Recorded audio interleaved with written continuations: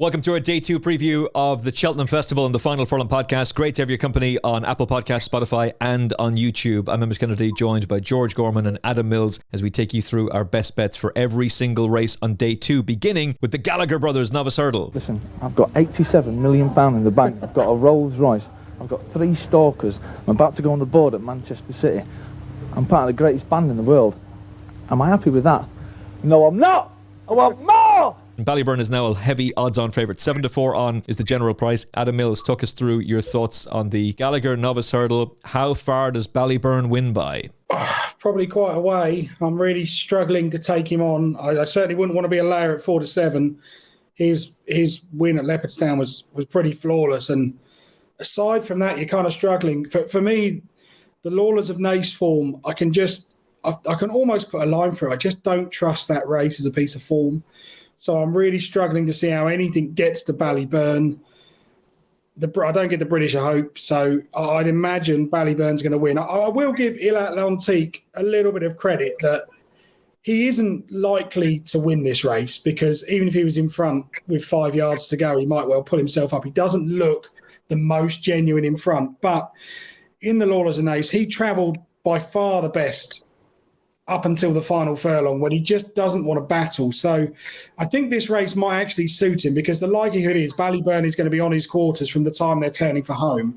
And if he's got a horse to follow, I think he'll keep going. I think he's probably the second best, but it's not an original start. But the 4-7 favourite is probably fair price. I completely agree. I think it's almost pointless trying to take on Ballyburn, really. He's got the best form. He was Willie Mullins' best bumper horse last season. I know Fact to File finished second in the champion bumper, but this is the one we were told last year was the best bumper horse. This is the one he wanted to take to Cheltenham. And Ronnie Bartlett said no, wasn't going. So he went for the easier race at Punchestown. Tully Hill took in the grade 1. And look at that bumper form. He's beaten Slade Steel, Dancing City. They've all come out and won graded races this season. He's a machine. I think there is a bet in this race, George. I think it's the straight forecast. Ballyburn to beat Predator's Gold. Don't think Predator's Gold can win, but he can definitely finish second. What's your angle into the race? Yeah, like I said, I think people are probably sick to death of hearing about Ballyburn by this point, aren't they, in the preview circuit? But he just wins, doesn't he? My way into the race is probably handstands. Like he's unbeaten in 3 novice hurdles and a point-to-point.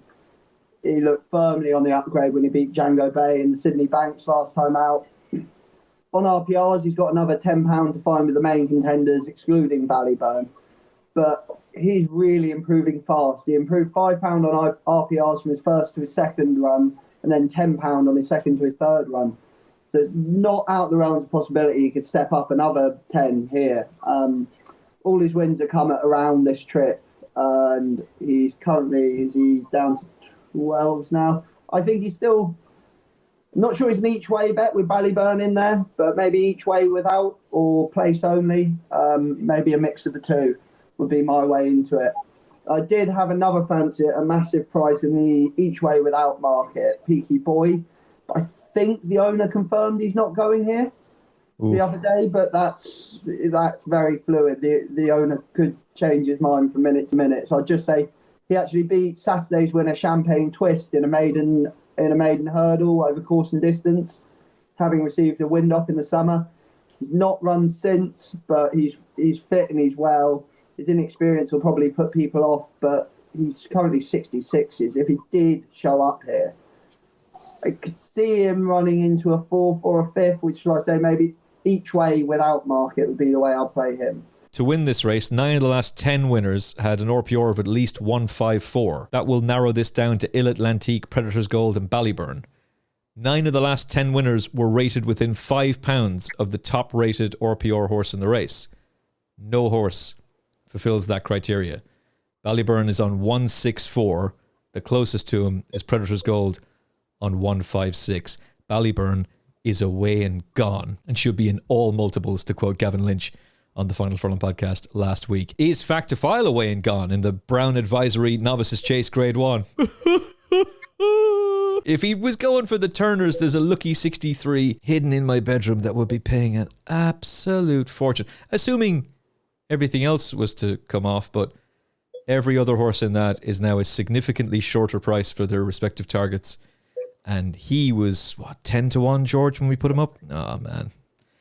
If only Grange Clare West hadn't gotten injured. Anyway, fact to file, 5-4 on. Stay Away Faye, Cheltenham winner last year, 11-4. Monty Starr, 9-2. George, let's go with you first of all. Is fact to file a good thing for Mullins? Fact to file is the most likely winner. Gaelic Warrior's non-completion didn't do anything to diminish what he did for me last time. I did very well to keep tabs on him in the jumping and the galloping departments for most of the race, regardless of the fact that Gaelic Warrior didn't finish. But for a horse having, his third run ever over obstacles of any kind, my only concern is he can jump right at times. You could say last time he was just following Gaelic Warrior, but he did do it in his 17-length route of Zana here as well. That added to the fact that he's attempting to go from 2-mile bumpers to 3-mile chases in under a year is a big ask. And look, I think he'll win, but he couldn't have my money at 5-6. Let's do a quick run through some of the other main contenders. I think Broadway Boy should be in the National Hunt Chase. Stay Away Faye, it boils down to whether you think Factor File is anywhere near as good as Capodanno, and I think he is. Monty Starr is a really, really nice horse, but he lacked tactical speed in the Albert Bartlett, and I think he will do again in this. He'll be a lovely horse for staying handicaps, or maybe a bit better in the future. I landed with an each-way play on Sandor Kagan. He's probably below the standard required to win it, but he's been solid this season. He's finished second in a Grade 2 and Grade 3 on his last 2 starts. Last year, he was third in the Albert Bartlett behind Stay Away Faye by a length and a quarter. He's a thorough stayer, reliable jumper, and I think he'll probably outrun his odds at 20-1. I like that, George. I said this in the previous show. I don't like taking a short price about a horse at Cheltenham who has to do something for the first time. Exactly. The fact to file has to prove he stays. He almost certainly will. He's very, very talented, but is he going to stay 3 miles on what it is now soft ground? It was raining at Cheltenham today. Ella McNeil's not far from Cheltenham. She was saying that in the Day One preview podcast. He'd be an absolute stone cold solid moral in the Turners. I can't back him at this price. I'd love to tell you he's going to go and win. He probably will. But he's raced twice in an undulating track. He's been beaten both times. He's raced 4 times in a flat track. He's won 3. Things like that, you can't dismiss. He is the most likely winner, but I think you have to look away from him. A couple of stats for you. You need to have an adjusted RPR of at least 165. That's 9 of the last 10 winners. That brings this down to 3 runners. Fact to File, Grey Dawning, Stay Away Faye, which means this is between him and Stay Away Faye. And I think you have to be with Stay Away Faye. 7 winners have previously run at the festival, 4 of them in the potato race. 1 finished 4th, 1 pulled up, and 1 won. I will take Stay Away Faye to just about have a little bit too much on the day. He doesn't jump as well as Fact to File. Fact to File jumps out to the right, but is quicker over his fences. Stay Away Faye hangs in the air, and that's thanks to Paige Fuller's race IQ data. That's an issue. I'll take the 11-4 about Paul Nichols and Harry Cobden to come out on top. Adam, are you with Fact to File, or are you taking him on as well? Well, when we did the preview of Paul Ferguson, I was with him, but the more I've looked at this race, the more I don't want to be, especially at 5-6. I mean, you have to just look at his bare form, ignore the hype and the visual kind of scenario. He got beat by American Mike. No one is saying, oh, American Mike's got a chance in this. Yeah, he got beat by American Mike. He's beaten Zana here, who's a lovely horse, but not quite up to the top grade. And then he's won what is effectively a walkover, albeit very impressively at the DRF. But on that evidence alone, I don't think he should be odds on. Now, he is by far the most likely winner. He's certainly by far the most likely improver. I think Stay Away Faye will run a nice race, but I just think no matter what the trip, the old course, he's just too slow. It takes him too long to get up to top gear. Got to be in front of Fact to File coming down the hill, because if it comes to a turn of foot from the back of the third last, there's only one winner. I'm going to go with Monty Starr. I think Monty Starr has improved for chasing. I think that run with 3-card Bragg was pretty impressive. And I just think he's slightly overlooked because this has been built around the Fact to File circus. I'm not too worried about the sort of the pace with him. I think there is a bit of speed there if he gets the right set of circumstances. I think he'll handle the soft ground. I can see this race sort of developing into a real war of attrition. And as they come down the hill, I'd be worried about Stay Away Faye over 4 miles, let alone 3. Fact to File is an unknown. I think Monty Starr will run a big race. I think he's the value, but it wouldn't be the strongest opinion because I just think this race is I'm reluctant to say a bunch of plodders with Factor File, but that's effectively what it looks like to me, that these are some pretty slow staying chasers of the future. I'd imagine there'll be 3 or 4 of these runners with an eye on a Grand National in a year or two's time. So if Factor File proves too quick and can keep himself in contention, fair enough. But I thought Monty Starr has been overlooked. I think that form with 3-card Bragg is really impressive, and I'll take a chance. In the last 17 years, there's only been one winning French bred of the Brown Advisory. Fact to File is a French bred horse. Decide for yourself whether or not you want to buy into that, but there's enough there at odds on to go and take him on. I think he's a wonderful horse. Again, I think he'd be a good thing for the Turners, but that's not the race they're going for. Coral Cup, Sama Jest for the Mullins camp and the McManus team. 9-2 favourite. Built by Ballymore.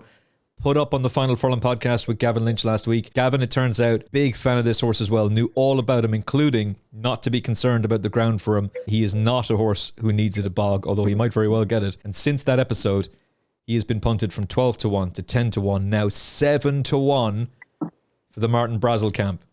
The gamble is on. Langer Dan, 7-1 as well. Adam, we'll kick it off with you this time. Who do you like for the Coral Cup? I'd be delighted to see Langer Dan get beat. I have no money on him. I'm certainly going to lay him, but I don't think it's a good look for racing. And I will take exception to what Dan Skelton's interview on yesterday just seemed to me like, just call it what it is. We've been trying to get his mark down. I don't like it. It's not a great What look. did he say yesterday, Adam? There was an interview on, I think it was either ITV or Racing TV. I saw a little clip of it on Twitter when it sort of came up around, he's suddenly come back to himself in the last couple of weeks. And I thought, I can't be having it. Just be honest. If you came out at the start of the season and said our only aim is to get back down to his winning mark, fair enough. Then punters would know where they are. It's not a great look. Anyway, that's my rant over Langer Dan over. Built by Ballymore is the obvious one. He's won a couple of races where he's been extremely well placed. I think he's won those races with loads in hand, as the 12-length winning margins would suggest. But I also think those races were hand-picked with a view that we can win the races to get him into the race, but the handicapper's not really going to have a true handle on his ability. So he'd be one that interests me. My main fancy for this race hasn't been declared. There's no sign of the Devil's Coachman, but I am going to put up another one. I thought the Capo Glory was interesting for Paddy Butler. I've been looking through his form. He was third in the Boyne Hurdle last time. That really wouldn't have suited him. The race had a finishing speed percentage of 112%. He travelled really nicely into that. He just didn't have the speed to go with Hidden Valley Lake, but he kept on at the finish. If you watch that race, everyone's looking at Galvin running on into fourth. But actually, the Capo Glory's battling on and he's matching Galvin, so he's not being outstayed. I think this truer test will really suit him. And in his novice hurdle form, it's pretty good. He was 8 lengths behind El Fabiolo in a novice hurdle. He was 5 lengths behind Phil Dorr, 4 lengths behind Grange Clare West, and he's beaten Ash Tree Meadow. That's good enough to suggest that he might be capable of playing a hand in this, despite the fact he's going to have quite a big weight. If he runs here instead of the stayers, I thought he was a fair bit of each way value, but Built by Ballymore looks the most likely winner. Music to my ears. Built by Ballymore. The only question is how far. Now, if George Gorman likes the Martin Brazel horse as well, I'm going to have to go back in again for a third time. George Gorman, who do you like in the Coral Cup? Slightly too many unknowns were Built by Ballymore for me. It's not that I don't think he's going to win. It's just not my style to go in on one so much based on reputation rather than what we've necessarily seen. Like, obviously, he was very impressive for last twice, but it's just not my kind of bet at his price. Like, it's no slight on either of you two. It's just not the sort of bet I like to have. But Langer Dan, you've got to appreciate whether we like what they're doing with him or not. There's a good chance he wins. So if his price twitches morning off, I will probably be having a bet on him. But just beware, What? You putting up feckin' Langer Dan, you Langer. Thought it cut out. So I'd be backing him if his price twitches, but you've got to bear in mind a lot of people who backed him last year will be just backing him again. There's a slight chance of like a false gamble. You just don't know who's backing him. If there's a persistent gamble on him, I'll be backing him. But my main play will be Bally Adam. He gets here off a pound lower than when finishing 4 1/4 lengths, 5th in the county last year. He won well over 2 mile 4 back in July at Wexford. In the second and third, Hugh Briscoe and Joyo Masha won 2 starts later. A return to the festival at that trip must have been in mind since. He's been to the festival 3 times, Cheltenham 4 times. His festival efforts on the new course have resulted in 2/5 in the county by 4.5 lengths to 6 lengths. But although it was a long time ago, by far his best effort at Cheltenham was his second in the 2021 Supreme on the old course. Yeah, he's top weight, but he shows up here, he's reliable, and he's a pound lower than he was last year. And we can hope he can improve for that for the step up in trip.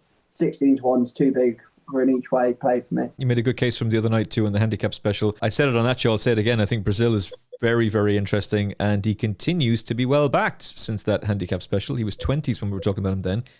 He's 14 to 1 now. So we'll find out more from Katie for our day 3 preview with 6-time champion tipster Paul Jacobs. I'm with Built by Ballymore. His brother, Dancing on My Own, won at Cheltenham earlier in the season. Dancing on My Own will be going for the Grand Annual on the day as well. He's owned by the CEO of Ballymore. And when he was with Pat Doyle, that's when they christened him this name. I doubt very much you're going to give a horse the title of your company as their name unless you think they're going to be quite good. And the rumor was this was a potentially very exciting young horse for Pat Doyle. Didn't quite happen in the early days when he was transferred to Martin Brazel. Well beaten behind Deep Cave, who's since been switched to France. Adam would know more about him. Battered in a bumper behind Western Diego. No match at all for Slade Steele, but has come alive since December. Bolted up at Limerick and then bolted up again at Punchestown, winning by the same margin in both. Gavin Lynch talked to you about the times of those races and how that actually means the ground was not that bad and that he'd handle better ground at Cheltenham if he needs it. Martin Brazel has had the runner-up in this race for the last 2 years. It's all there for you. Built by Ballymore is clearly a plot horse. He's clearly been lined up for a big one. This would appear to be the race. Let's go. Sam Majest, fascinating runner. Willie Mullins has won this race, but he's won from 47 runners since 2010 even. I could use my mouth words quickly. Shall I try that again? He's won from 47 runners since 2010. See? I can actually speak. To the Queen Mother Champion Chase for Willie Mullins. Definitely will be winning this. El Fabiolo, the long odds-on favourite, 9 to 4 on. John Bon, 100 to 30. How could you possibly back him? 1, with the form of Nicky Henderson's yard and the questions over that. And 2, with how he jumped the last day. And 3, with how he was jumping in that schooling session the other day. No chance. Adam Mills, what are your thoughts on the Queen Mother Champion Chase? Favourite wins, move on, would be my sort of suggestion with it. I can't, even before the mistake and everything that happened last time, I just wouldn't be sold now. I watched back last year's Arkle. There's not like there's half a length between them, and John Bon was unlucky. El Fabiolo had his number from a long way out. At first, I think I'd forgive him because you know what? He made a shuddering mistake. And actually, if he'd been pulled up, no one would have thought anything more of it. But then having got back into the race and got to Elixir de Nuts, the fact he didn't even go by Elixir de Nuts. So I would say that mistake probably cost him 10 lengths in terms of momentum. Would you not expect John Bon to be 10 lengths better than Elixir de Nuts? I think I probably would. I'm not convinced. Nicky's yard form, who knows? But even so, El Fabiolo should win. For me, trying to find an each-way angle into this is really difficult. Edwardstone made all at Newbury, but I wonder really whether that was just a case of look at what else was in the race. You know, Amarillo Sky was coming back on a huge break. Boot Hill was in the race. I think Fernando Silva was in there as well. Nothing else was going to make it, so they may as well do it. Alan King is not known for doing this. I can't imagine he'll do it again because in this race, you've got Elixir de Nuts, who Joe Tizard said the other day will be pretty positive on. Editor G, if he runs, they'll be pretty positive on. You know, even if Edwardstone does go forwards and takes on one of those two as well, or both of them, he's just going to set the race up. So they've really got no choice with Edwardstone, I think, than to try and drop in behind the early pace, and that will finish his chances as it did last year. If you really wanted to have a bet in this race, which I probably won't, but if you wanted to, the value is probably to play Captain Guinness, because I don't think he will be ridden forward. I think Captain Guinness will just get one of those Rachel Blackmore rides of just drop in. Just drop in and see what pieces you pick up. There are several here who are going to want to get involved. When Nico rides John Bon, he's got to give him a clear sight of his fences, so he can't be too far back on John Bon. that El Fabiolo, realistically, all Paul Townend will probably be doing is just looking to see where John Bond is just to make sure. But I think Captain Guinness will get a nice quiet ride, and when all the others have shot their bolt at the second last, he might come through into second. But I shall be making a cup of tea on Wednesday afternoon. I don't think there's a bet in this race really at the current prices. I'd be very interested in the straight forecasts on El Fabiolo to beat Captain Guinness and El Fabiolo to beat Gentleman to Me. I don't think John Bond will get round. Not with the way Nicky sources are running at the moment. I would regard it as a stain on his ability that he couldn't beat Elixir the Nuts the other day. And yeah, I get it. He's made a horrible mistake and then he somehow managed to get back into contention. It was amazing that he could do that. He still didn't win the race. He's hanging all over the track. And that quote from Patrick Mullins being asked, who's the best horse you ever rode? Dovan. Could have left it at that. But he elaborated and said the reason he probably didn't make it in open company is because his pedigree just didn't hold up. It wasn't there in the first place and it just didn't hold up. Why would Patrick Mullins say that when they're going to war with Dovan's full brother, John Bond? I think that's very interesting. I'd be very worried about John Bond.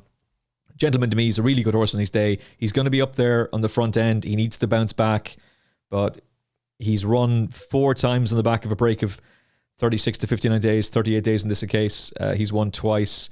He's won twice at this time of year. Goes well on left-handed undulating tracks. Has won on soft. Has placed on soft.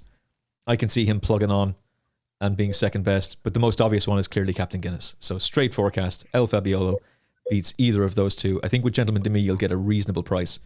And that's how I'd play it. Copy, paste. El Fabiolo's, people are trying to make out Edwardstone going flat out in front's a new element to him, but he ran against Dice at Dynamo about 3 or 4 times. This is going to be nothing new. I can see Edwardstone just, putting himself under too much pressure, not finishing his race off. The pace might put more pressure on John Bond, making mistakes. Sets up nicely for Captain Guinness, ridden from off the pace to come through and do what we call in racing a bit of nicking. A horse nowhere near good enough to win, so you ride for second or third. Because in racing, you can very easily cost yourself second by trying to win, if that makes sense, which is what Edwardstone's likely to do. That's not to say you are literally riding your horse to its best possible finishing position by not riding it to win, if that makes sense. Yeah. It's a murky exit. I know people here that go, well, you're not trying to win the race. You're like, no, you're trying to do the best for your horse. But currently he's 16-1. I'll probably go for a big place only bet on Captain Guinness, and a small straight forecast El Fabiolo and Captain Guinness. Just a couple of stats for people. Captain Guinness has finished in the first 3 in 13 out of 20 chase starts. And he's finished placed on both his chase starts at the festival. Second to Shishkin in the Arkle, second to Energumene in the Champion Chase. I think he's nailed on for a place here at a big price. Get the full episode for free right now on Apple Podcasts, Spotify, TuneIn, and all major podcast platforms. Just search Final Furlong Podcast, where you'll get all the naps for Cheltenham, including a hurdler who is still available at a double-figure price, who we think will be favourite next week. And if you're still not convinced, according to a recent survey, 110% of Final Furlong Podcast listeners say they are now more confident, happier, and have won more gravy since listening to our show. Just look at all these happy people. They were depressed and had lost all hope until they started listening to the Final Furlong Podcast on Spotify, TuneIn, and Apple Podcasts. Just look at this guy. He was broke and had to get the bus every day until he won a lucky 15 tipped on the Final Furlong Podcast. Now he drives past the bus he used to run for. You're welcome, Charlie. That could be you. Subscribe now to get the full episode of the Final Furlong Podcast on Apple Podcasts, Spotify, TuneIn, and all major podcast platforms. Survey referred to in this voiceover may very well have been complete bullshit. The actors featured in this video may very well be paid actors who have never listened to the Final Furlong Podcast. None of the horses tipped are guaranteed to win. Satisfaction is most certainly not guaranteed. Terms and conditions apply. Batteries not included. Ask your doctor if the Final Furlong Podcast is right for you.